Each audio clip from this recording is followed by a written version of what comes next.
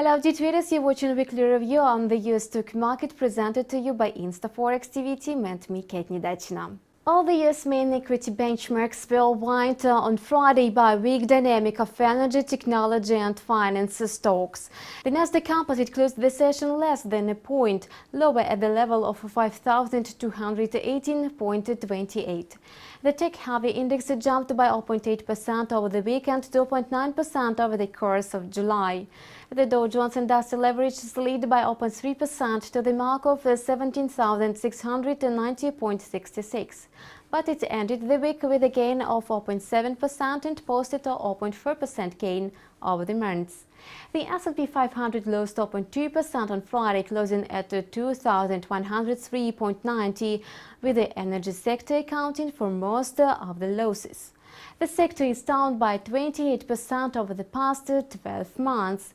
The benchmark index ended July roughly at the same level it finished in May, pairing all of the previous month's losses.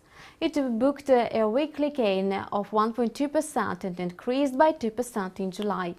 Investors were debating whether big wage growth could drive the Fed to think more about raising interest rates in September.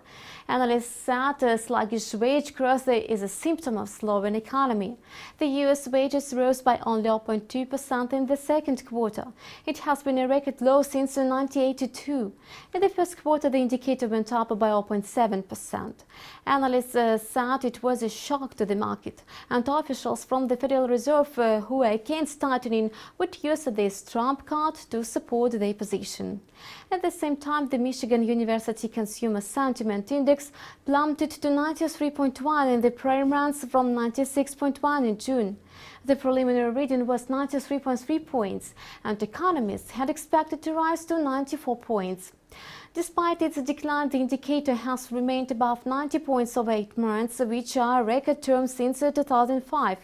Separately, Chicago PMI advanced in July to the highest level since January, indicating a pickup in business during the summer. ExxonMobil corporate shares dropped by 4.6% after the biggest and richest U.S. oil company reported a 52% slump in profit for its second quarter. Its revenue fell by 33%. Exxon reported a profit of $4.19 billion, or $1 a share, down from $8.78 billion, or $2.05 a share a year earlier. Analysts had expected a per-share profit of $1.11.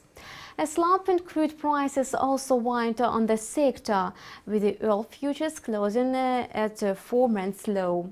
Meanwhile, Coca-Cola Enterprises shares jumped by 12% following news it's in the major talks with the other Coke bottler to lower costs.